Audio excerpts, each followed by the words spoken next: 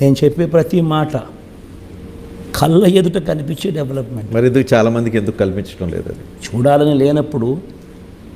చూడాలని లేనప్పుడు కనిపించదు.